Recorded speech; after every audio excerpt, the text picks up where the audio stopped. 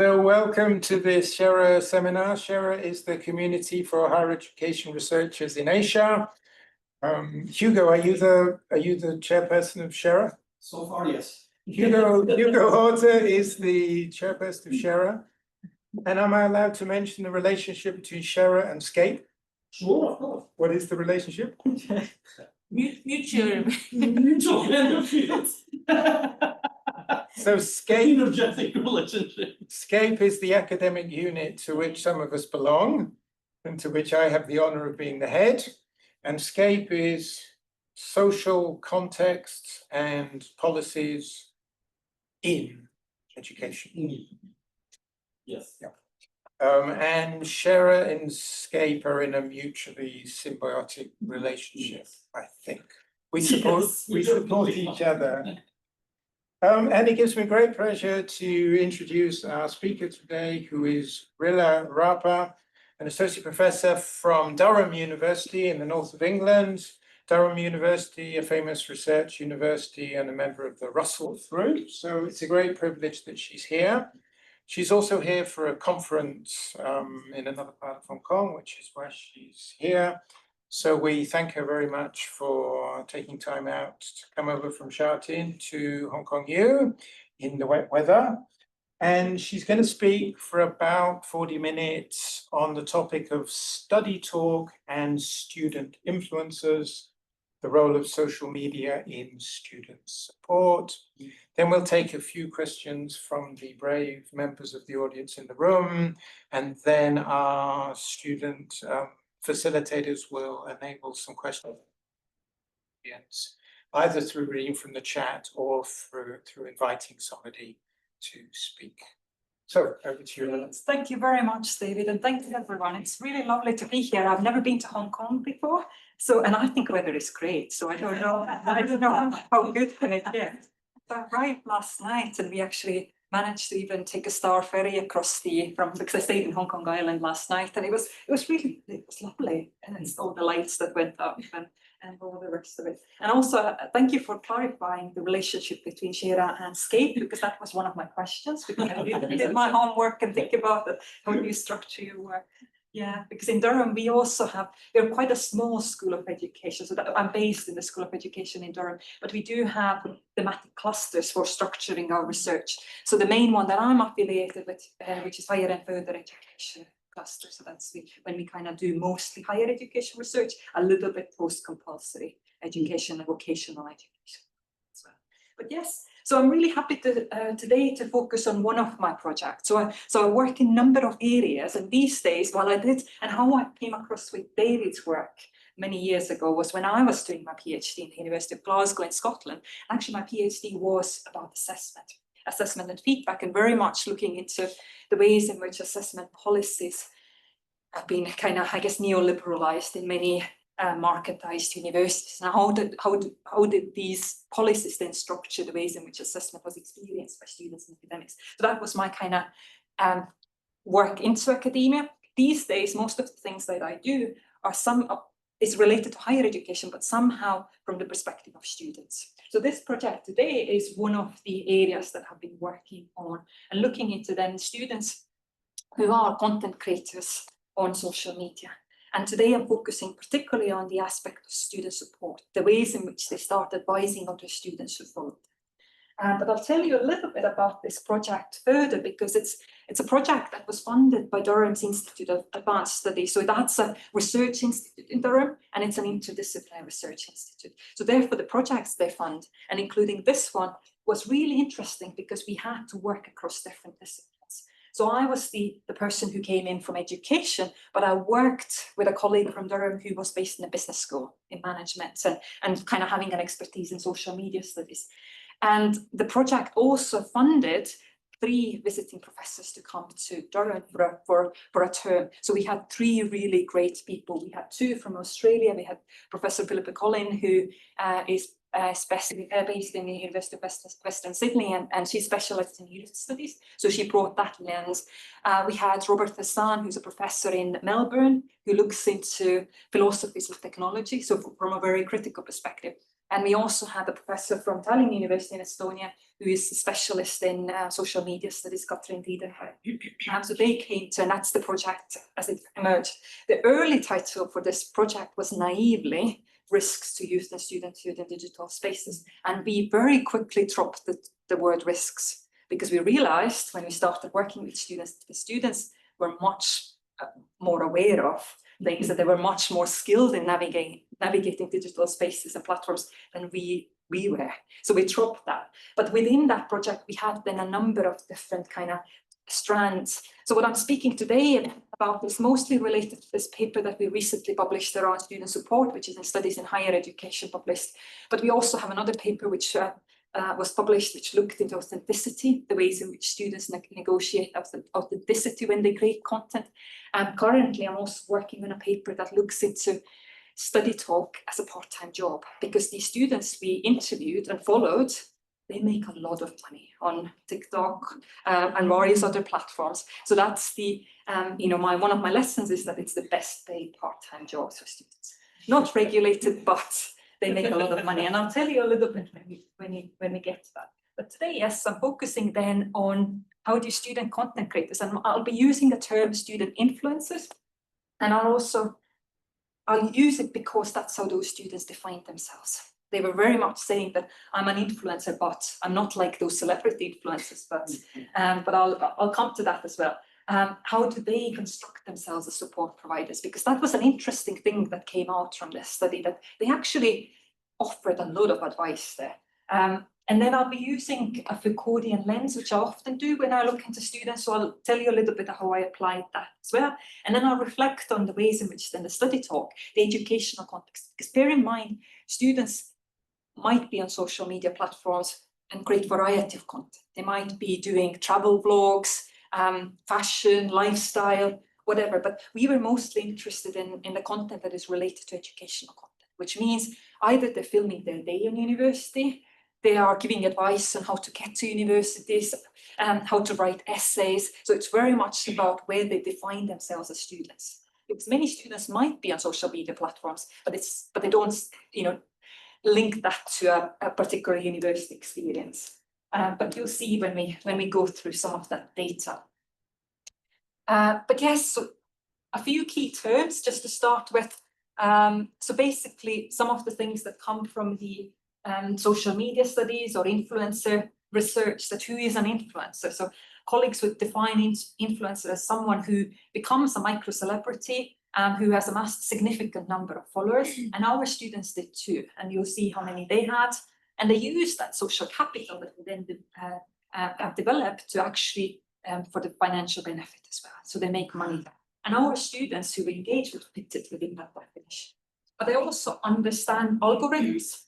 They know very well what to do to succeed on TikTok. We had international students. So all of the students we engaged were UK-based students, but nearly half of them were international students. And many of them used the little red book. I don't know how it is defined here, but anyway, so they were using different platforms as well. So that's interesting in itself, but they knew how to succeed on different platforms. But to define a student influencer, then we basically speak about students who study in higher education, but who produce and share content publicly on social media about their university experiences. So that's how when I mentioned the student influencer.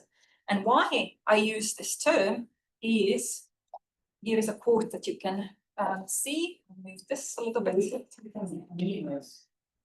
See, I did a study on digital technologies, but I can't use it myself, which is, thank you very much. So this is an example how they define themselves. That I guess you can call me an influencer. People say that I've inspired them to work out in school to find out about scholarship programs, that I'm an influencer. Usually there was but that followed, and I said, I'm not that type of celebrity influencer. That's not my, I'm an influencer, I do. And they did see that they're influencing other students positively, which was very interesting, that some of them saw themselves as big sisters, that I'm the big sister who gives advice for younger ones. And so there was a lot of that type of positioning, but they themselves used the word influencer. Otherwise, we would have been a bit cautious, because I think in social media studies, often the content creator is a more common word. but we also adopted for an influencer aspect, because that's how they then define themselves. Again, in social media studies, there are many different types of influencers. You know, some that have millions of followers, some that so-called nano influencers who have, you know, less, you know, more than 200, but less than 1,000. So there are different ways in which people could be so-called influencers. Our students, the biggest following was for one of the students who had 800,000 followers. So we had 4 students who had more than 100,000 followers. And then the smallest that we had was 2,000. So they were all between 2,000 to 800,000. There were a lot. And also when we started, you know, naively, I had so much naivety when we started planning for this research, because I got students involved, my own students, helping me to identify who are the most followed UK-based student influencers. They were kind of, you know, informing us. And then I thought, you get in touch with them and they'll be all happy to participate in research. Most of them have agents who will reply on behalf of the student influencer who says, oh, this person has no time or no interest, or are you paying that, you know, or are you filming this interview? And we only are happy if you film and we can put it back on the platform. And we're like, what is this thing? So there was a lot of, for a while, I thought we will not be able to speak to anybody who has a significant following, because it was hard to, because to a certain extent, it's a group of people that might sit in your classroom, because now I realize as well that so widespread, so popular, at least in the UK, they might sit in your classroom, make a lot of money out of the content that they share, but they're hard to reach. So I was very pleased that we managed to get 13 people to participate in interviews. But yeah. So interesting, and they all made money out of it as well. So they all work with brands to advertise. Now, why I think it's important to focus on students in social media is I've been thinking quite a lot about the ways in which, you know, the intersections between in-person and digital higher education now, you know, basically overlap and intersect. During COVID, I often thought about where is the university now? Because I felt when, you know, we were working from home, delivering lectures from home, that I felt like Durham University was in my home, in my, you know, study space. That where is the university now? And I increasingly think about the ways in which students perceive their experience of university is not what happens just in the physical campus, that their university also overlaps quite a lot with what other students like them are doing in social media platforms. And there's obviously other technologies as well, because we use so many different technologies that, you know, enable, disable that university experience. And social media particularly, it's been researched, but in kind of quite limited ways. So things that we know about research is the ways in which social media enables the development and maintenance of social networks and friendship groups. Yeah, we know that from existing research, that students use that to maintain their old networks, establish new ones. So there's a lot about that as well. We also know that, especially when we speak about undergraduate students as young people, there's a lot about social media and identity development, exploring one's identity, one's social groups that one belongs to, getting, especially if they're more marginalized identities. So we know about that. We know about a little bit, which I find interesting, is how students use social media to make higher education choices. I think that's underexplored, actually. There's an interesting study by Hearst, 2022, which it's one of the few studies that has looked into student influencers or social media content creators.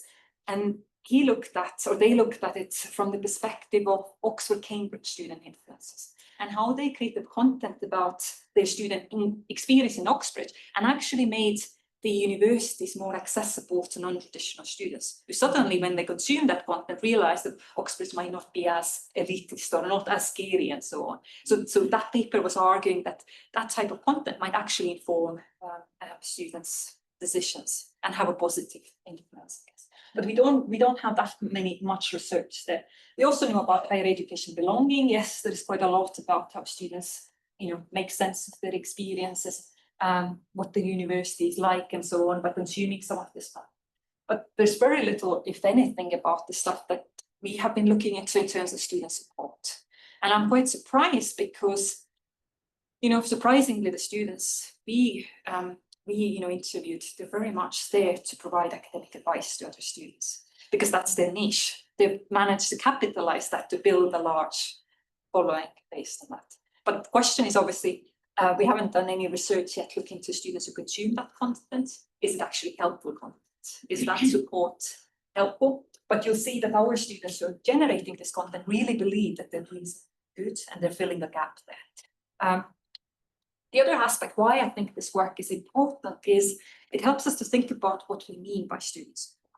Traditionally, a lot of higher education research has focused on Alan Tight's definition of student support or approaches to student support, which relate to those kind of three different areas: cognitive support, which are mostly to do in terms of support that students need for learning and teaching in a way that it's kind of instrumental support to support students document, I guess, work through the knowledge and so on. Affective, which is more to do with emotional support, what do they need for their well-being, and systemic support is the infrastructure. But the problem with that framework is that it often has this kind of slightly deficit notion that it's the university's task to provide support. The question is, what resources do students bring into play? That can students also be resourceful in terms of providing support to each other, but also themselves, and whether that support differs for different students, because they're all different, they come with different resources. I have liked the work of Jacqueline and Richard, who promoted the situational approach to student support, which views student support as not static. It's not something that is just the university's responsibility, but it's something that is dynamic, socially situated and complex, and constantly reconstructed as the student intersects and interacts with the university. We used that framework when we did a little project during COVID, and we were looking at what support was available for students from working class or from lower socioeconomic backgrounds in the UK. So we did a little study to look into what support did they engage with. And it was really interesting because we mapped their networks and we realized that these students were incredibly resourceful. That if you would use a Bourdieusian lens, or if you would use some other lenses, you would think about that there's a lack of social capital, cultural capital. Yes, of course, students who were from middle class families or more wealthy families, they had more resources on paper when they had to return back home. And there's an assumption that if students from less privileged backgrounds move back home, that they're somehow cut off from that support that the university used to provide. But what we realized was that there was so much emotional support that these students actually constructed for themselves, either from their friendships or even from their parents who have never been to university. But there was this emotional support that they've relied on. So I think it's quite interesting to look into student support as bigger than just something that we can formalize and offer. It doesn't obviously counteract the argument that universities have a responsibility for their students, and there is role for formalized support. And then I guess thinking about Studytalk and the educational social media content, I'm particularly interested in thinking about how Studytalk then operates as online peer support, for example, academic skills development. And so that's one aspect, the ways in which students just engaging with that material might get, advice on how to do things better, more effectively, so on. And then the other aspect, because my research often looks into also, critiques of marketization of higher education, which is incredibly prevalent in the UK. So I'm also interested in the ways in which some of that within, I guess, in mass higher education, that when you have more students into universities, and particularly in the UK, when we haven't seen investment into the sector per se, that the ways in which students almost balance or mediate the shortage of support on campus with going online and looking for, but also the different expectations that today's students have, that maybe they need more of that kind of immediate, quick advice, and maybe also it's a generation who really appreciates that that an expert is also a fellow student who can share advice. So I'm interested in also how Studytalk is starting to fill a gap in what universities don't provide on campuses. So I'm kind of, I suppose, keeping an eye out for those two aspects. Sorry. Yeah. The Studytalk is what? Is a platform? No, so it's basically, you could call it, in old times it was StudyTube. It's basically any educational content on TikTok, YouTube, Instagram, Little Right. Red Book, whatever platforms. So it's basically a term that we use to describe that type of content. That some other student might be producing fashion posts, but these are the students that they call StudyTalk relates to posts that are related to education. Do people use the hashtag Studytalk when they're posting or that? I think they don't have to, because I think it's their following is already, Yeah. interested in content. They could, but probably they don't, because it's such a, but when we speak about it in research or when we speak about it in social media studies, that's when it kind of becomes Studytalk to refer to that particular aspect of yeah. And it emerged from about 2010 from YouTube, when suddenly some students realized that, oh, I could film myself studying, or I could film my day in campus and people like it, or I could tell how I got into this university. What do you need to do to get into Oxford? And you'll see also that mostly, at least in the UK, these students who produce Studytalk are high achievers.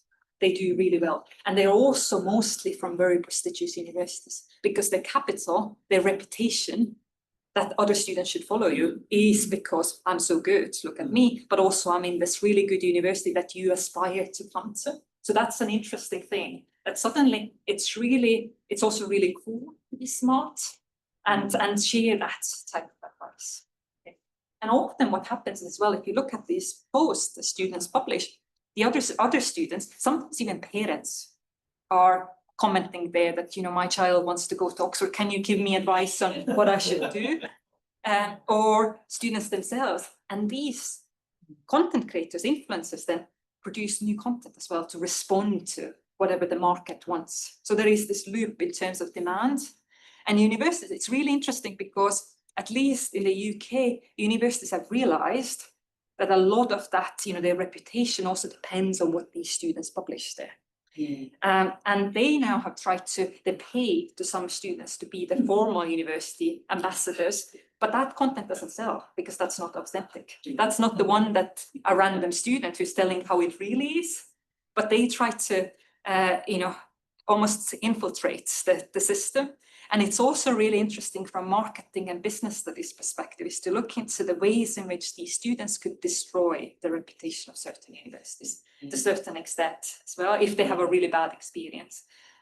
So there is that type of aspect there. But yeah, so that's the kind of the content. And now a little bit of the kind of, I suppose, Riccardian lens into that is that when I do research on students, I often like to think about students as in a process of becoming, that they're always, they're constantly reconstructing their identity and their experiences of higher education. And from a Riccardian perspective, we're always kind of in a process of becoming, and it's a never-ending process. And from a Riccardian perspective, there are forces that act upon us and kind of force us to take a certain route, in a way that, become entrepreneurial, because that's what is expected from young people today, to think about how you could succeed, how you could be better than others, how you could, bulletproof your future and so on. But then I also like Foucault's late work, which was very much about trying to bring in a little bit more positive note, which is to do with ethics and the ways in which one could resist that. So that relates to more of those technologies of the self, that how could one actually exercise an ethical practice and resist of what the society expects from oneself. And I like to look at this duality, and I'll be looking at that today as well. But one aspect that comes from, if you think about the kind of the technologies of domination or control, is very much we could think about how students become the so-called homo economicus, who are self-interested. What content sells, that's what I produce. What audience wants, how do I become famous? So that kind of feeds into that lens. And then I will bring into it data a little bit about the other side, the more hopeful reading, I guess, which I was actually really surprised to see in the data, or positively surprised to see the ways in which students, they're not naive, they were really actually very kind of reflexive of knowing how they protect themselves on social media, and all of that is coming out as well. Yes, I often kind of adopt a Foucauldian lens when I think about universities in a way that what places have they become, but also what does it mean to be either a student or academic within that context? Because it's not an easy way, but I find that being in a process gives us opportunities, that it's not just a structurous reading of that, we're all just like this because, society has created us. There's a bit more freedom and opportunity there. Now, and we already spoke about Studytalk a little bit, but that's the kind of, just to kind of go back to and say that, yes, that kind of emerged in 2010s. And that's very much, and particularly from, kind of Dumble, YouTube, Instagram, those platforms, particularly YouTube, which was 2015, but which allowed those long, like, blogs and essays, and students became this YouTubers. I think it was called student study tubers. That was the term that was used then. Students who were produced. Yeah, but also the students, like celebrity influencers. The student influencers also work with brands. So our students were working with, we're advertising stationery, we're advertising technology, and that was also really interesting, and that kind of relates to that authenticity aspect that we looked at. They were often sent products by different brands. For example, a student was telling us that, if we send HP laptops to try, that you would then try it and film it and recommend it. I said, I can't do it because nobody's ever seen me using nothing but Mac, that I will not accept that because it will look bad on my brand. Then, and then they also were, and I don't know whether that's specific to UK students, because I'm now doing a comparative study with colleagues from Tallinn, from Estonia, where I'm originally from. And I'll tell you a little bit about that as well, but we're doing a comparative work. And in Estonia, students are focusing a lot on food, because food is often, brands reach out, it's, I guess, easier for brands to, it's not as expensive to involve influencers. But UK students avoided food. And I don't know whether it's to do with the current movement that there are allergies, veganisms, all of those things that students were like, this is too political. I'm not going to advertise food. Our students also, who bear in mind were very high achievers, they were, doing really well in Russell Group universities, that they also did not advertise any alcohol, nothing that could be almost reputationally damaging. So mostly it was technology, stationery, and certain banks, for example, they were advertising bank cards for students and young people, things like that. And then I don't know, does anybody want to guess how much one would get paid for a short TikTok video? What would be the rate? Because it's a lot, yeah. $1,000 per session. In the UK, even more. So basically, UK students, these students that we interviewed, and it actually doesn't even matter whether you have $800,000 or 2,000. They all have brands working with it. And that's an interesting thing with social media as well, that you don't have to have millions of followers for brands to work out, because they're even happy if you have a smaller following numbers, because it's still effective, because you're still getting to the audience that you're targeting, young people, future students, people who might want those bank cards or need laptops or whatever other things. But our students got between £1,000 to £2,000, which is probably then 10,000 to 20,000 Hong Kong dollars, isn't it? For a little short video. A student, which I was thinking that why do I do the job that I do, was a student from Scotland who was studying environmental sciences. And a lot of her content was about how does one study and get into that field, and what does it feel to be a student about that, and did some campaigning as well. So she worked with the car manufacturer to do 3 short videos to advertise electric cars. I guess that's also kind of audience. And she got paid £25,000. And I was like, wow, that's, these are students who are could be sitting in your classroom and earning more than you earn by doing what you're doing.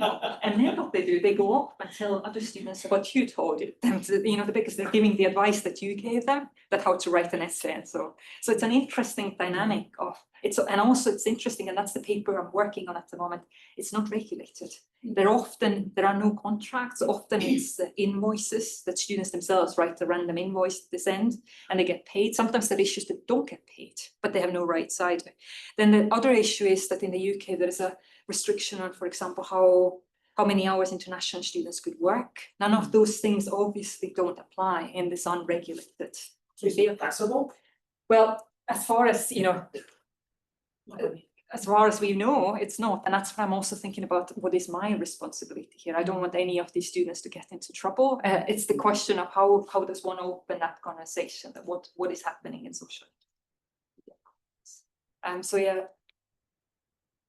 that's the paper I'm working on to look into the ways in which students make money out of it, but also how they pick which brands to work with and how do they then formalize. And some of them use managers or agents who help to kind of navigate. Some of them don't, because they feel they start shaping up which brands you start advertising, which content you can produce. So there are different ways in which students deal with it. But the important bit is that why they are popular, why this content matters, is because in social media, there's very much about the notions of relatability, that brands want you to advertise things that other students would find, that you're like a big sister or a friend who recommends something, so it sells. And these students they're going through a similar life stage as their followers, so that matters. But when we speak about Studytalk, the talent is really important. Although this quote here is more broadly about social media influencers more broadly, that they often rely on positive attention due to talent or skill, but it really came out when we speak about Studytalk, because your content is not valued if you weren't a good student, because who are you then to advise me? So there's that element there. But then it's interesting as well that there's a lot of humor when we did analyze the content itself, that students have different types of tonality of how they get the content across. And there are, all kinds of things that, we were following a student who is an archaeology student and made the most amazing and interesting and funniest content about, kind of archaeological excavations and things like that. And her policy was never ever show human bones. That was one thing, that they all had some sort of boundaries that they would not cross in terms of content. So for her, it was like, this is me, I guess, that's my professional conduct, that I wouldn't show human remains.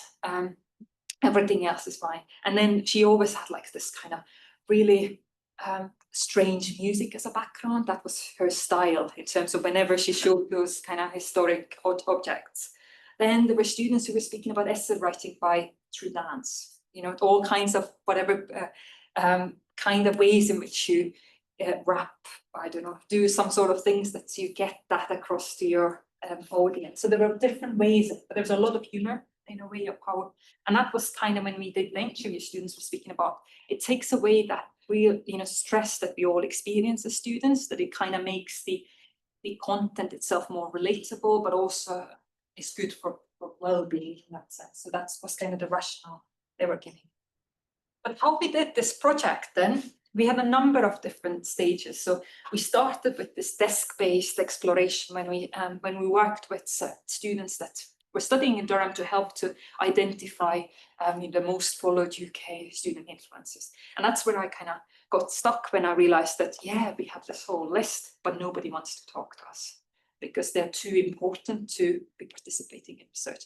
But then somehow it worked, and it worked by getting students to recommend other students, because there's also a network within those influencers that they kind of help you to get to the other students. So that was really important. And also being really upfront that, look, we don't know anything about this field. We want you to explain to us that we're not your competitors, we're not your academics and so on. So that worked.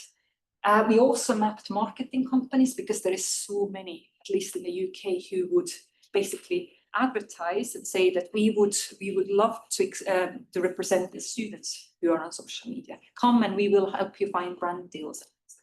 So we were kind of mapping that industry, because there's a huge industry around that. And then we did looked into how mainstream media, like newspapers, but also kind of social media posts speak about student influencers, and that was interesting in itself. It often conflates it with celebritism, that these are celebrity students who, that's their future profession, to be celebrity influencers, which actually is not coming out from the data, from our data, but that was kind of the perception that media was giving. We did digital content analysis, so we were looking into some of the social media posts.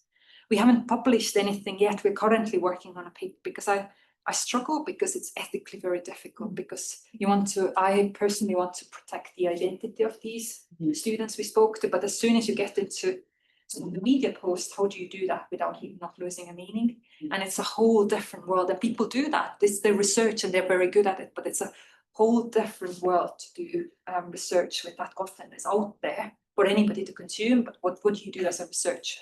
Do not cross that boundary that it was not meant for you per se. But yes, the interviews were with 13 student influencers there. They were from international and home student backgrounds. They used a variety of platforms, and today I'll be speaking about these interviews. And they all then produced Studytalk content, and they all then did brand deals. So that was the kind of demographic. I think I have so that's the kind of the sample more broadly. I realize I'm commas, they're wrong, but 740,000, 800,000. So these were the two biggest followers, but there was a kind of spread of students. It was, really, I mean, this was the study that I learned most, because it was so fascinating to speak to these students, and they did, and then I realized, that some of them are closer than you ever thought. That one person who I interviewed, studies in Durham, and it was really interesting to think about that students see that student like a celebrity. Whenever she'd be walking on a campus, she'd have followers, things like that. As a teacher, you never realize like the whole dynamic. And then she was saying as well that Durham being such a small place, that she thinks carefully where she goes out, what nice nights out, because you get into this situation: are you safe? And then what content do you produce? Because if you give away where you live, are you putting yourself at risk? So there was these kinds of conversations. And for us, it's just another student in the classroom, but makes a lot more money than any of us, and is such a big deal for other students. It's really interesting. And the same student, like one other student was telling me how she was basically, a student, one of the students we interviewed was studying law and was doing also law related content then, and what does it mean to study law. And then at the time we interviewed, she also had an interview for basically to like a placement or a kind of graduate scheme that would help you to kind of prepare to law conversion and to become a lawyer.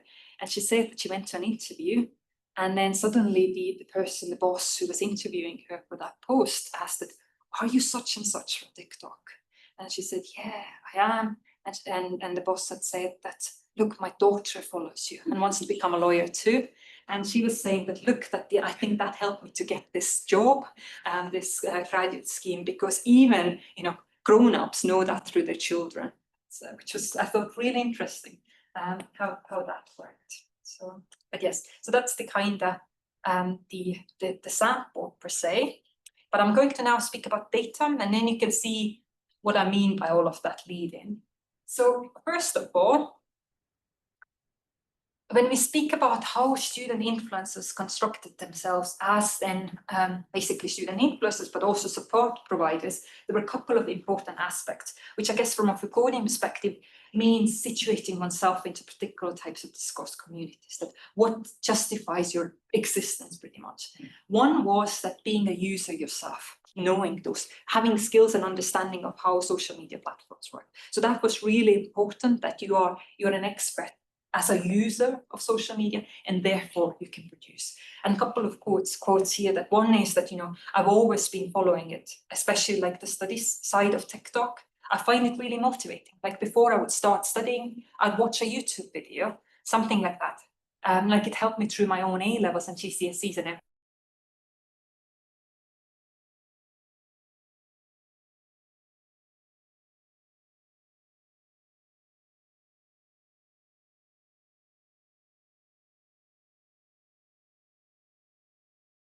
you know, most of the students use the platform. We kind of recognize ourselves like consumers, because when we consume other people's content, that we also produce something that we think might help others. So that's basically how it gets started. So it's this kind of intersection between finding the content useful yourself, but then also building on it and starting to produce more.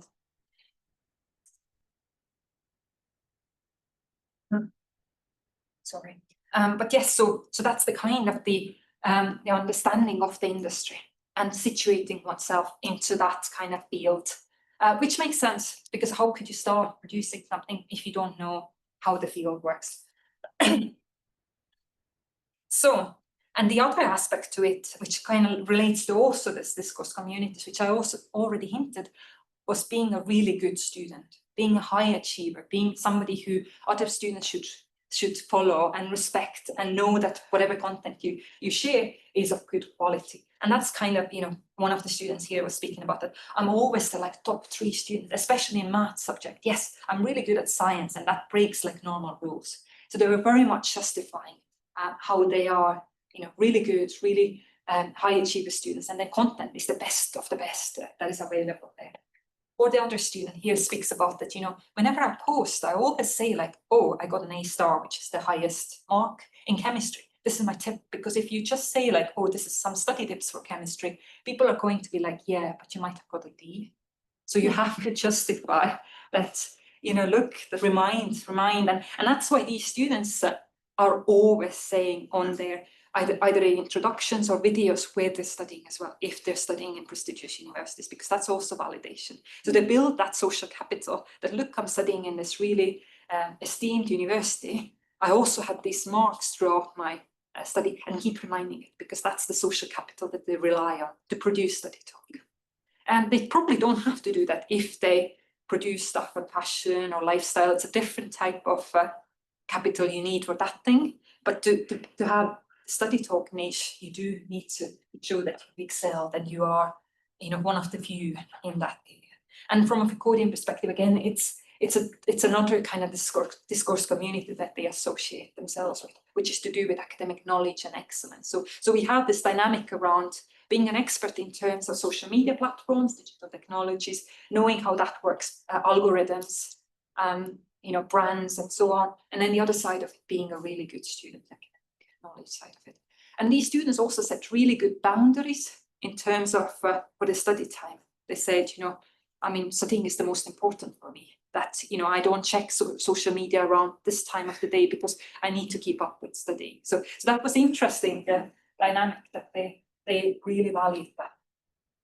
Now, if you speak about how do they then, what do they do to be student influencers? How do they navigate that identity or subjectivity? And how do they build the brand?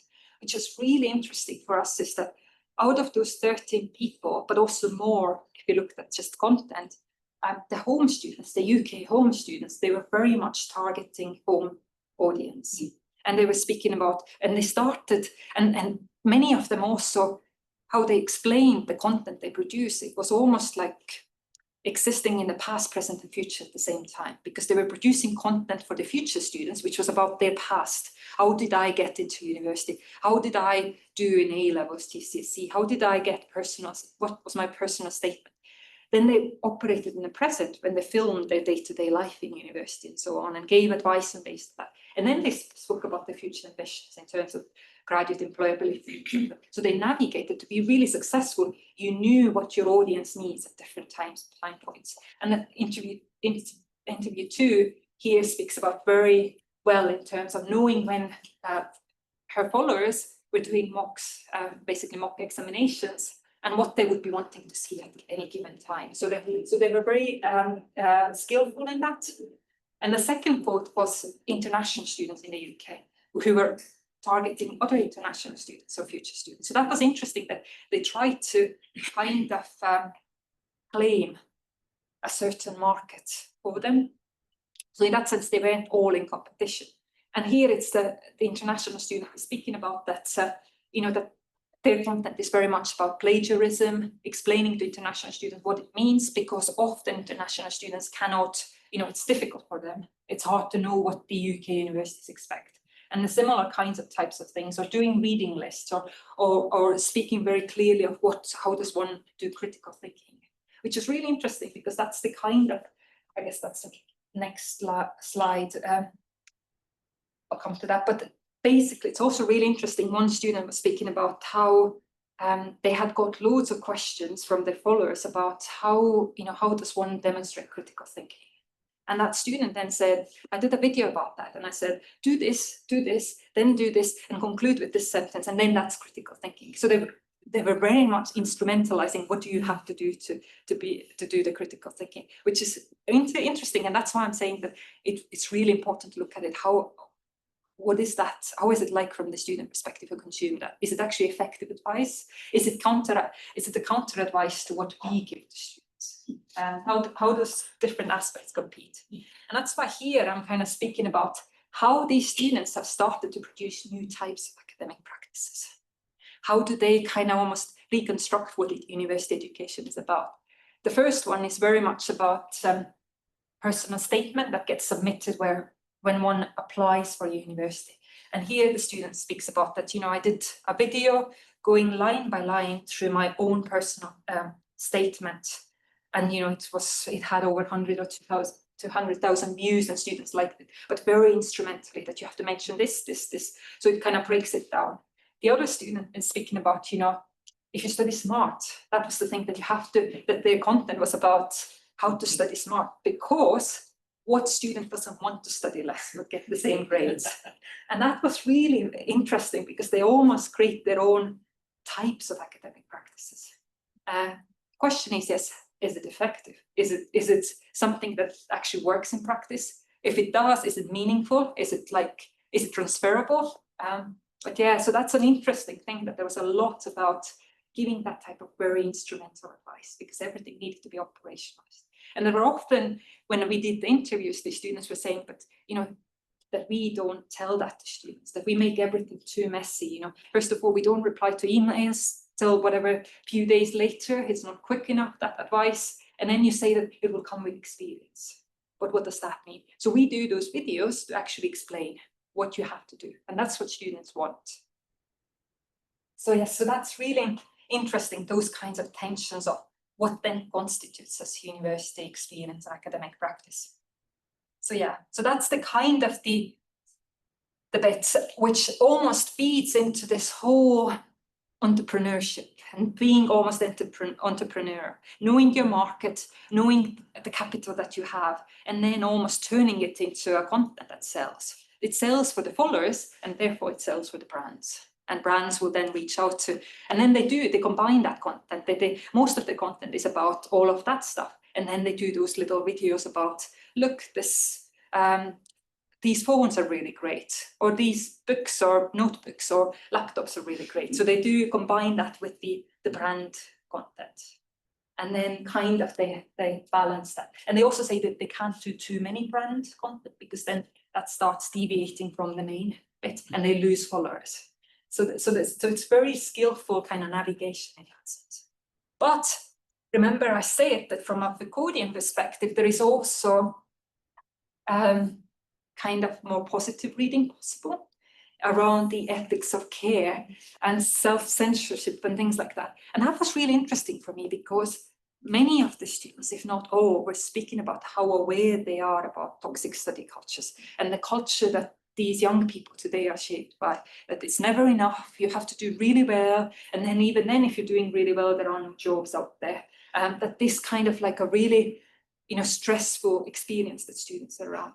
And then they were kind of saying often that, I don't want to take responsible for that, that I'm very, very well aware that the content that I put out there might also make somebody stressed. And that's why I kind of have to sometimes, I'll do a video where I speak about my own mental health, or I'll speak about where it didn't go very well, but overall I do really well. So these kinds of things that they try to mediate of how they present themselves so that they wouldn't put too much pressure on it.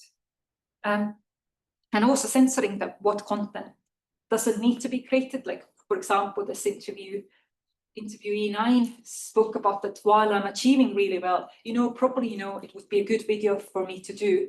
This is what I got in all of my exams. I could do that and I could justify how great that. but I don't feel that's going to benefit anybody.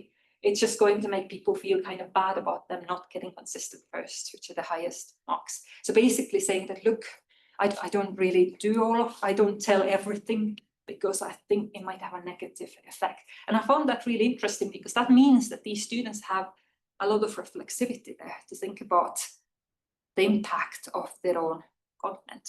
And what was also really interesting is that none of the students we interviewed, despite the fact that they made a lot of money, want that as their future career. This was very much as a transitory phase, and they wanted good graduate jobs. So that's the thing that, and I find it really fascinating, because that means that it's something that students can capitalize while they're doing really well in really good universities. And hopefully that then will also benefit them when they graduate. And some of them were very well aware of that. Whatever they put out there might come up if they have job interviews. And the law example I shared before actually benefited the student. But they're also aware of that if they put certain controversial content, do something about politics or things like that, they have to be cautious because it might backlash for where they want to end up being. So one of the students here is saying that, this isn't my career. I want a career outside of my personal content. I don't want my life to be kind of commodified and be the one thing that I make money from. So that was I thought, really interesting that they're there just for that time period. Although we did have 1 or 2 students who were saying that, I never know when I might need to rely on this account, that if I don't get a job, maybe I will continue and I will rethink what I publish, but that's my backup plan. But I want to be a good, like a professional in my area. So that was I thought, very interesting. That's because many of the things in their experience align with celebrity influencer, but then some of the things kind of deviated from it. So just to conclude then, and opening up for some questions, is I suppose what I would argue is that marketization of higher education, which means both in terms of the ways in which student support on campuses has changed, but also the ways in which students perhaps expect support and what they value. And then also the whole influencer marketing industry, they intersect, and they actually have open for students to kind of become those Studytalk influencers or Studytalk producers. And those students, to a certain extent, are what Foucault would call homo economicus, who capitalize. They know that they could turn that into a desirable content and benefit from it. And to a certain extent, they enjoy it as well. But they are a particular niche group of students who are talented in terms of academically, and they are high achieving students as well. They're also really skillful in terms of defining their brand and the particular student market. So they are skillful in terms of how they operate. And when we speak about the study support that they then provide, it's also quite, I suppose, unique in a way that it's really time sensitive. It's really quick, that you get whatever you need at a given time. So students very much think about like what's the time period of an academic year and what therefore would sell. It's also experience-based. It's very much about not like, look, that's how to do critical thinking is based on such and such and these authors or these books. It's very much about how I experienced it. And that's what sells, is that I can tell you based on my experience that was very successful, how you could become successful. And that's the whole influencer marketing industry. And then it's also instrumental, which I'm slightly worried about, because that's the kind of, slightly dangerous aspect, that it's, you do X, Y, and Z, and then you succeed. Is university experience that easy? Probably not. So those kinds of aspects. But as I kind of touched upon, there's a lot of kind of criticality, that the students were more mature than I thought when I entered, and I thought that it relates to very much of this kind of celebritism and influencer marketing industry. But actually the students, cared about the stuff that they produce, cared about students. They were aware about those toxic study cultures. They wanted to be successful students, successful graduates. They wanted to inspire other students, but also not to sacrifice one's own success. But then also, if we speak about Studytalk and in terms of support, it does feed into this whole idea around student support as being also non-formal, peer-to-peer. that is out there that we have no control over, but that is, widespread in a way, easily accessible, quickly changing, constantly being reinvented in that sense. And we have to, I think as academics, we have to be aware of it, because our students get a lot of advice from there. And when I started the project, I ran informal focus groups with Durham students just to get an idea of how do they use that kind of study talk. And I had one student, and I'll never forget how she was telling me that, Rille, that I feel that she was finally a student, undergraduate student, that, Rille, I feel that I'm going to graduate from TikTok, not from Durham University. Because all of the advice that I've got has been mostly from there, not from people like me. And I was thinking, oh, this is really interesting, that actually the way that's one. And actually, I wouldn't be surprised if TikTok and platforms like that would realize that, and it becomes like micro-credentials, the whole thing that could turn into capitalizing that educational activity that's happening there. Currently, there is no quality assurance, is it? It's very much based on those individuals. But yes, and I was thinking, see, this is how today's students think about this, that you graduate from TikTok, not from Durham University. Although in the CV, obviously Durham University counts, because that's what's there. So that's the whole kind of the ways in which they think. Yeah. And then I guess I'd really want to do some work on looking into, from the user's perspective, how does one engage with it? And there's a lot of potential. I have a couple of slides here to speak about what I'm working at the moment in relation to this work. That the one thing that I already mentioned is to do with the part-time job aspect, which I think is really interesting in terms of the process, how it works, that what reasoning does student go through when they take on brand work, and also what money comes from it, and does it develop their employability? Because there are quite a lot of transferable skills that come from it when they work with brands, when they advertise it, when they go through these decisions, protect their interests. There's a lot of that, which I think is interesting. And here is just one quote of speaking about a student who was working with a bank and got over £4,000 for it to do 30-second videos, and seeing that this is like a crazy money. They themselves understand that this is a crazy money. And many of these students, it is interesting also that because the students weren't necessarily from low socioeconomic backgrounds, they were saying that this money helps them to do extra things, that it allows them to go traveling, it allows them to save up, things like that, which was interesting. And I wonder about students who need to work to subsidize their studies, that whether that is also being used, or is it for the students who actually, get nice, easy money from it, but don't need that for studies per se. So that's one bit of work. And that's the other bit of work which I'm doing with colleagues from Estonia, which is really interesting. Estonia is a tiny country. It's just 1 million people, but it's also incredibly technologically advanced. So we were interested in looking into how students who then, are from a small country, but also very technologically advanced, how do they become creators? And it's really interesting because the data we've now got is they are real celebrities there, because that's the field is so small that they literally, ours are well-paid celebrities, but these students there is literally, it's everybody knows, and they very much know that the content is also kind of, it could be shown in mainstream media and so on. So that's really interesting. So we're looking into both aspects, the graduate employability, but this work that we're doing at the moment, where we have started to bring in social media content as well. What are the purposes of higher education that these students construct in 2 different settings? Because I think it's really interesting, because these students not only speak about academic advice, but they also construct certain meanings for higher education. What is higher education for, and how do they differ in different contexts? So that's where I'm going to leave, and that's what's the work to continue. But I think it's been super interesting. I've very much enjoyed working in this area, and I think there's a lot we don't understand, and that students themselves navigate really well. But we assume that it doesn't exist, and we assume that we are in charge of the higher education experience to a certain extent. But I think it's much more complex. So thank you. And any questions? Thank you so much, Rille. That was fascinating and it's opened up a whole arena of possibilities. So should we start with questions from people in the room and then go to the online? Yeah. So thank you for your presentation. I was really concerned when you mentioned the traits of high achievers, especially how society has this need for exploring the private life, so to speak, of those high achievers.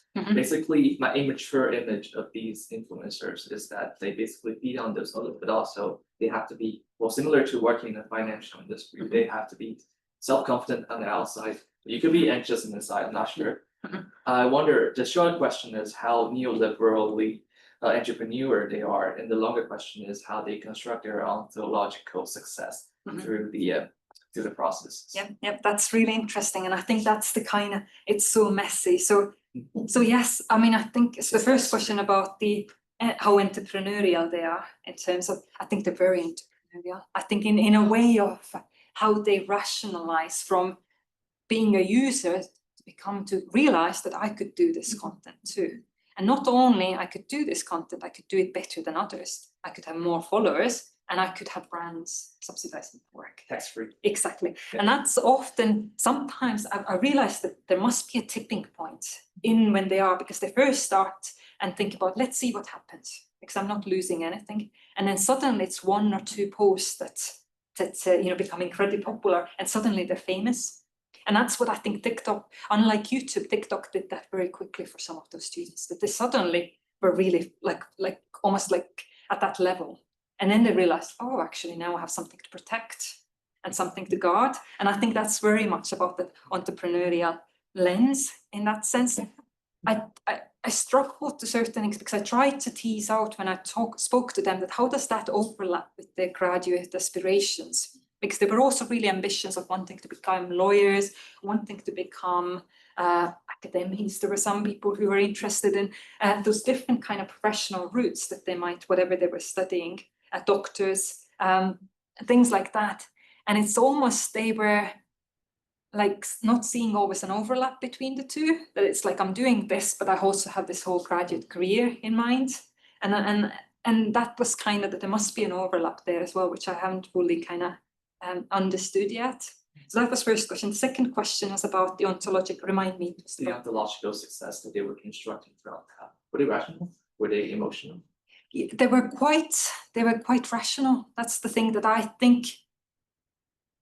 But basically, my sense was that whatever I thought that I would, they had thought through absolutely every single step almost, which I was really surprised by, that they had rationalized why they're doing it, rationalized how they keep themselves safe, what does success mean for them, in a way that is it just what other people think of them. And they were very much arguing as well that, my self-value doesn't depend only on this thing that I'm, I know that what I'm doing is just, that's it. Sometimes a couple of students were speaking about how they post TikTok for a little bit because it became too much and it deviated them from what they thought success means. Then also how they, for example, don't film their friends, because there's some sort of ethics there that I have chosen to do that, but my friends may not have, so I'm going to protect their privacy and things like that. So I thought they had thought through loads of things in terms of what, I guess I don't know whether it's success, but in terms of their positioning, I suppose. Yeah. I'm curious because to look at it in a few years later and to see whether they're still there. Whether, because for how they were speaking about it was like, this is just a phase when I'm just a student, but then actually, is it just a phase, or they will find different type of content to continue what they're doing? That can one easily leave what they're doing. Yeah, for sure. Yes. Expectations for high achievers to be successful throughout industries, across industries even, to break the barriers. My further questions, if you don't mind, is that how do they usually express their discontent toward studying? I used to have a university meme page that are run by us, but we as Asian students are more reserved, try to give anonymity and try to not expose our identity, because these could lead to I don't know, penalties and stuff. Yeah, well, they were very much about with their own names, with what they're studying, because that's part of their credibility. They were very much, what they did, however, tell me that they often have separate private accounts. So this is just to do Studytalk, I'm not going to speak about my views or my families or my travels or whatever. This is my almost like a professional account, which I control. While it is interesting, however, because during this process, I did, for example, discover that not part of the study as such, but I realized that Durham students, for example, I watched the video where a student speaks about me, for example, and I realized, oh my goodness, like this, it was in a good way about speaking about the module that I had taught, but we might end up in those content and things. And I was thinking, this is quite a brave thing, because especially when they speak about criticisms and things like that, but I think they take a very experience-based approach. So they might not start, I didn't come across where they would critique, like have those strongly negative views that could put backlash. It's more about like, look, this is how I found writing an essay, and I'm going to give you an advice, rather than telling that this lecture was really not good. And so I think they try to maintain some neutrality probably. So let me give just a Yeah. very small follow-up to Rachel's question. Yep. How is it different for Mhm. students that are in completely different universities? Mhm. Because I was at Carnegie Mellon, next to me was Pittsburgh University. Being a top student Mhm. in these two universities was very different. Yeah. Studying in those two universities was very different. Yeah. The experience was very different. So how does this work? Well, that's an interesting thing, and I've thought about that because I think some of that is very much related to UK phenomenon, which is very much UK students are meant to be campus-based students, largely in those elite Russell Group universities. And being a student is more than just, that I'm going to just do my essays on my own, study in the library, and that's it. I think it links it to the student experience side of this, that in the UK we very much speak about that the good, successful student is also engaged with all of these other things. And then they kind of somehow find this niche that feeds into this narrative that I'm a good, successful student. And it doesn't conflict with an idea that I can also do really well academically. Because I'm thinking about, I had a conversation with a colleague from, for example, from Austria, where it's like, that's also very much like that, it's not really campus-based experience, often students work, so it's getting your academic work out of it. But in the UK, we have the sense of the studenthood that is very, very much more that it's broader than just getting good marks. And I wonder whether that feeds into this and it doesn't conflict with an ontological understandings of success. While in some other contexts it might. Yeah. And I'm wondering whether when we look at Estonian data, whether it comes out from there, because it's also very different. And it will be also interesting to see our university students pay so much money. Our home students pay, undergraduates pay annually nearly £9,500 next year. So that's the kind of the fee structure. International students 3 times as much in those elite universities. So they pay a lot. So there is this idea as well, what have I got for my money and advising other students? In Estonia, they don't pay at all. So it will be interesting to see whether some of the content they produce is less kind of consumer focused. When they were constructing their personal brand, did they have to stay apolitical? Because I know you guys in UK, sorry, you could just have an election. Can they support Palestine? Can they support the Labour Free? Yeah, and that's an interesting thing because they can and they do. Funny enough, these students really didn't. That's the thing that I was expecting them to have much more of, because I thought one of the strands that we can follow is to do with activism and politics and things like that. With these, we didn't, because they were very instrumental to a certain extent. The only aspects of, I guess, activism or political aspect that came out was climate. So that was very much, but maybe it's less, so climate change and protecting, especially students were studying geography, environmental sciences. And the other thing was disability rights. So these were the 2 things that were coming through. The rest was non-existent. Also, these students, unlike, 10 odd years ago, don't really complain about paying a lot of money. There's nothing about look, this is what I get for my money. It's accepted reality. And I'm just trying to help others to do well within this content. So that's what I found it really interesting. There are obviously, and these are Studytalk people, there are obviously students who are not there to give that type of advice, but is to express their political views. And there are, and that's when I do, parts of my research is about political activism and student politics. And within that field, we do see that students have moved from campus-based activism to social media. So that's the kind of, because in the UK, students don't really protest on campus that much. There are like, you know, little bits of things, but they're very short-lived. So there are some of those things, but these are different types of students to those students. Because I think these students would have. Are there some questions from the online audience that we should be involving?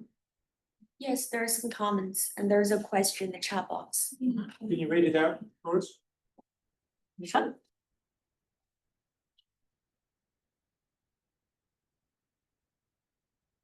Okay.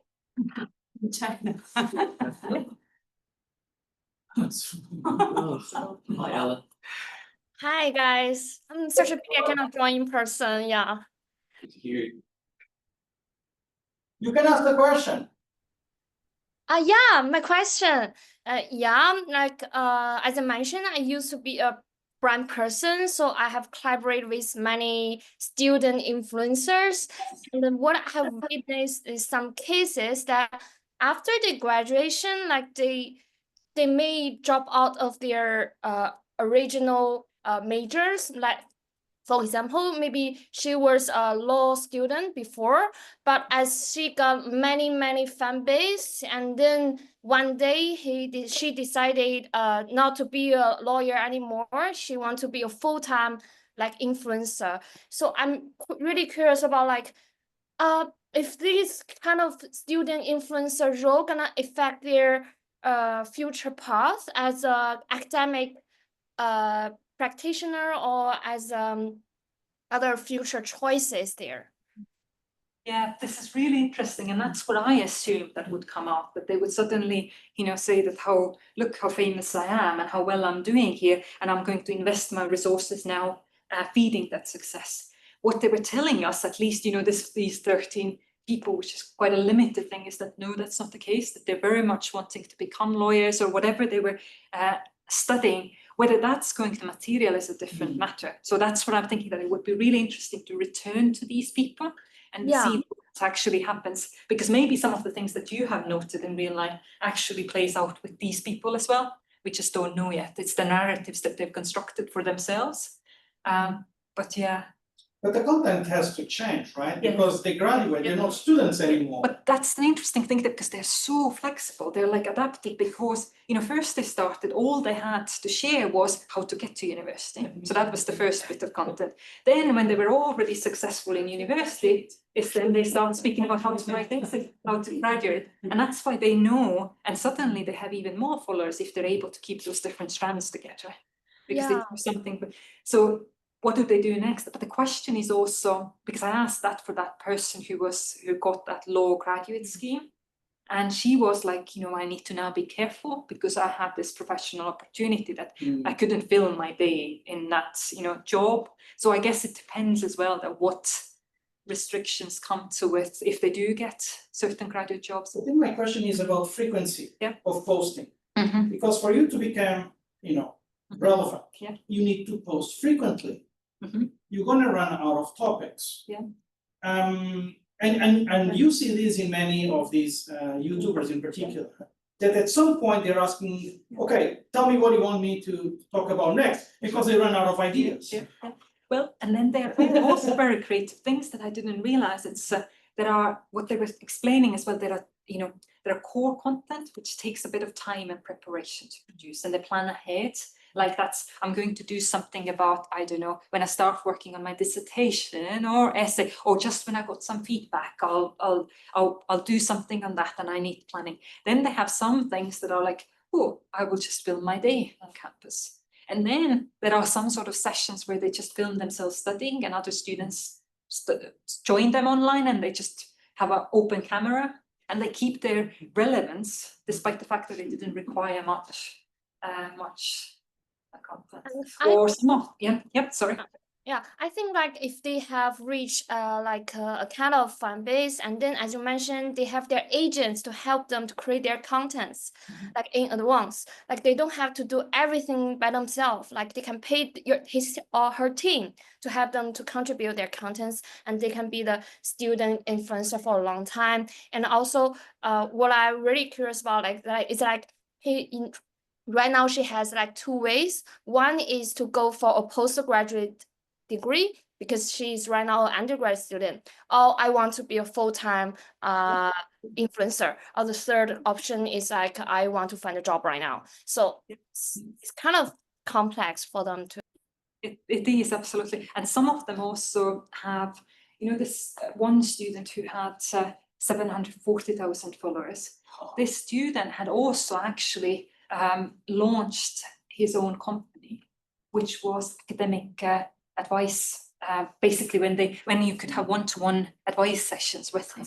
So basically, he was thinking that could be also his career, or if students want advice or future students want advice on which universities apply for, that he could be the person who kind of works on an individual basis. Then I know that in Durham, he wasn't part of the study because his agent said that he's not interested, which was very interesting because, you know, we were in the same university and he didn't want to participate in the university, but we had a very famous student influencer during Durham, during his studies at Durham, who graduated, and then he started writing books about study skills. So basically he's worked with publishers to write and publish books. I don't know how he's doing now, but basically in some ways, I suppose it relates to becoming a bit of kind of celebrities to a certain extent, but within trying to kind of or exploit that study skills market in that sense beyond just the social media content. Can I ask one more question? Can you tell us a bit more about the agents? I mean, who are these agents and how do they work? Where are they found? Yeah. This is a question. And then the second one is, well, you were talking about this and I was thinking, wow, this resembles a lot of these, I don't know, kind of famous cooks or whatever that, you know, have a book, they have a cooking show, and it seems eerily similar, the kind of thinking and how things happen.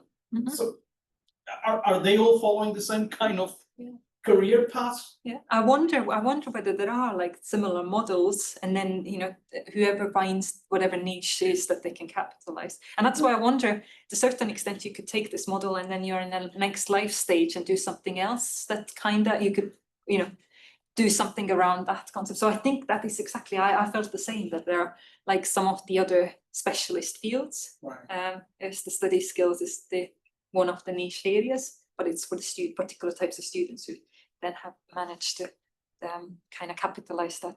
But in terms of agents are interesting because I learned quite a, you know, I didn't know about it either. So I think there's two routes. One is there are literally marketing companies that basically bridge the brands and influencers. They don't have to be just student influencers. They work, so basically their job is, for example, if brands reach out to them thinking about, look, we have these products, we have this budget, and we would want some influencers to advertise that. And they are the matchmakers in between while taking some sort of share in between. And then I guess some of the products are best suited for student influencers to advertise. So they would want to work with it. And what they would want is, you know, marketing companies, for them to succeed, they would want to have a pool of student influencers they could rely on. And could control them to a certain extent. So that's one way to work with it. And that's the kind of most formalized, I suppose. The other thing that some students were saying, that there are also kind of some sort of online web pages where you can sign up, that you yourself as a student sign up. And then it's that platform that you don't really have to have like much contact with that agent, but they reach out to you. You've like basically entered some sort of database, and then they help you to kind of, but yeah, and then some students were saying that, you know, early days, they reached out to brands themselves. They said, look, this is my page. I would be really interested in your products. And if you send them, you know, that they didn't even ask them to pay first, but if you send me your products free, I will do videos about that. So that was the kind of way to get access to, you know, some got laptops through that way. So, and yeah, so they kind of did quite well for themselves, so. I think this one. maybe this could be the last question. Okay. My question is just about the authority of knowledge. Like, I used to minor in psychology, and the psychology discipline professors always criticize the MBTI, very famous test. And it is, and are a lot of student influencers are posting like videos related to the MBTI. So my question is, how can we like observe and mitigate the implicit competition for knowledge authority between how between the construction of academic credibility by student influencers and the official academic resources provided by colleges and universities? That is really interesting, and I don't know, because I have the same worries, because I almost feel to a certain extent we're kind of replaced, and to a certain extent students prefer what other students are saying rather than you telling them. Yeah.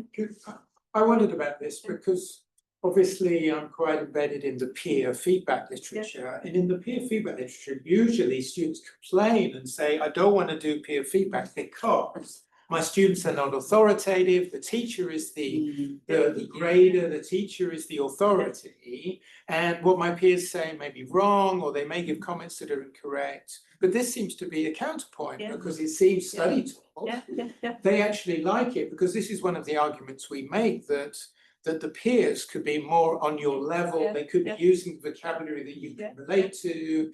Maybe the way the teacher explains it is slightly abstract or not so sort of useful. But it seems that these guys are saying that actually we like the peer. Yes. There could be a rationale, because a student said to me last week, actually, we'd prefer to do peer feedback if you didn't mandate it to us. When the teacher says you've got to work in class to do this, we feel it's a homework being imposed on us. But if we're just left to do it under our own devices, we can do it better. So I don't know if that's... I think so, and I think it wouldn't work if I would now say to my students that, look, follow this person, watch these videos. I don't think they would like it if I said that these are really good advice on essay writing. It's when they find out. But what I also found fascinating, which relates to this knowledge authority, is that many of the students said that I never put any references on my content that I did, because I don't want to be responsible for getting something wrong. For example, that archaeology person said that, yes, I speak about archaeological facts, historical facts, but I never put any reference there because I don't want them to think that I'm it's the pure truth here, that they have to take responsibility whether they trust it or not, which I thought was interesting. Yeah, so these like student influences really changed the studying pattern for modern students, right? Exactly. So that's Can't that undermine also the content? I mean, if it's up to the audience to figure out if what I'm saying is good or not, then I can say whatever I want. Because it's not my responsibility anymore, it's the responsibility of the audience. Believe me or not. That's the nature of online content, isn't it? There's stuff there, and then the receiver can judge whether it's useful to them or it's an oversimplified way, but actually it makes sense to them. Right. I mean, the critical thinking example was a good one, wasn't it? But what that person was saying is critical thinking probably isn't quite what it is. But students struggle with it, and actually putting it into a succinct formula that may or not be fully accurate could be useful for some people, but not for others. But then the idea of the replacement effect then is not valid. No. But the question also, I suppose, what question I have is the extent to which students would prefer that to us having more time with them, or maybe it's also because we have less time with them, that they feel like, in my, the lectures we teach in Durham, there's often hundreds of students in the lectures room. They don't get that individualist approach maybe that 10-year students got, and is that something that then they compensate with it because they don't get that much individual feedback? I don't know, and maybe it's a combination of two. I would assume that, and that's how they make other decisions in their life, I suppose. What phones to buy? What why wouldn't you put some of those practices when you think about universities as well? I think I'll start to draw things to a close, but I'd like to tell you a story. I have some experience in Hong Kong U that is a bit similar to this. I was doing a project about 18 months ago on students' use of generative AI. And one of my collaborators was in the Faculty of Medicine, and she introduced me to two student influencers. They both had YouTube channels. And one of them, he basically did like a day in a life of a Hong Kong U medical student. But he also did these things that Rille has been talking about, like how to get a place in Hong Kong U medical school. And our medical school is quite famous and quite well respected. So it's just like you're saying, that because he's Hong Kong U in medicine, he's got that social capital and he's got something attractive to say. I have to say, I'm not a good judge of handsomeness, but these two guys were like handsome and charismatic, and you know, that matters a lot. And one of them was like a somewhat mature student. He'd done something else beforehand, so he was like really super confident. And you know, our medical students are just so fantastic in English. Their English is better than mine, etc., etc. So basically, he was recording some of the experiences. Now, the drawback was some of his classmates were not so happy. Like, you know, they were in like a group discussion and he was like putting his camera on, saying, how we're doing. So, I mean, ethically, I mean, the students didn't always want to be in it and they were. And I think sometimes he like disrupted whatever they were trying to do because he was like shooting his videos.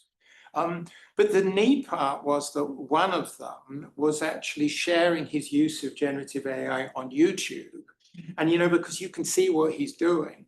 So he would like learn the concept in the morning in class, and then he would do his YouTube video, and he would ask the YouTube to set a multiple choice quiz for him on the concept he just learned.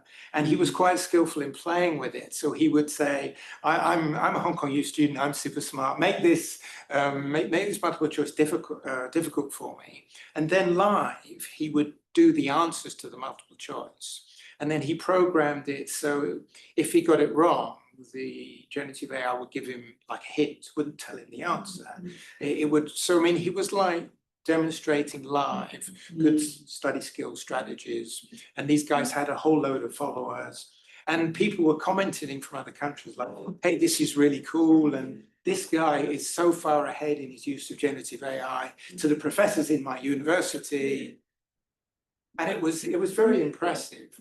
And then these two guys were invited by the faculty to be the staff developers for the teachers in the faculty, because the Faculty of Medicine are very strong in students as partners initiatives. They have all these schemes of peer tutoring and this, that. So basically they were invited because of their reputation as influencers to co-construct staff development for the teachers. Now that part, I don't know how well it went on, but they were doing this.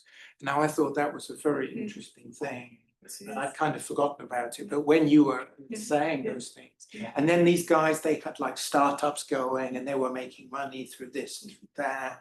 And they, apparently in medicine, they have a thing called flashcards, which is basically how you memorize, I think, the content of what you do. So they had a really skillful way of making flashcards, because apparently in the old days, you made your flashcards like by hand.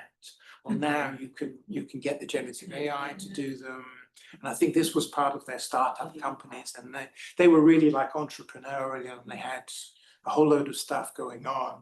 I mean, it may be they lost money if their companies went bankrupt, because I think they had like investors and stuff. So I didn't follow up, but I sort of interviewed these two with my collaborator 18 months ago, and it was just, and I mean, they were just so smart and so cool. And I mean, as an education person, I kind of felt embarrassed that they already knew so much and were like so articulate. And so I just kind of thought of that. So interesting. But to me, that resonates very much with what you're saying. And it was quite eye-opening to me, you know, first year undergraduate.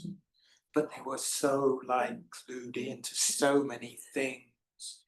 And not only that, but the faculty had bought into their expertise and was actually collaborating with them. So I thought that was pretty cool. But sorry, that was me slightly abusing my role as chair, I think. So the university didn't offer any jobs to any of them. Sorry. And that's an interesting thing, how much the university, even those universities know that these students are doing what they're doing. Yeah. And that's also interesting. And also those students are sometimes very cautious as well, because they don't want the university to just take it over and then tell you what you should be doing, or advertises it everything. So it's an interesting thing. Then I think I must formally bring the proceedings to a close, and if people want to continue the conversation afterwards, I'm very welcome. But thank you so much, Rille. Really stimulated us so much, and it was a great pleasure that you joined us. Thank you.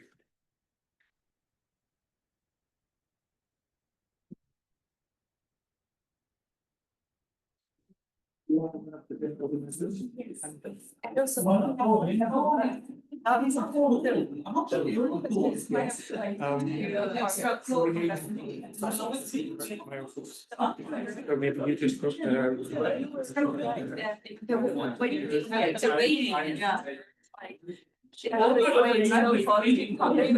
Something.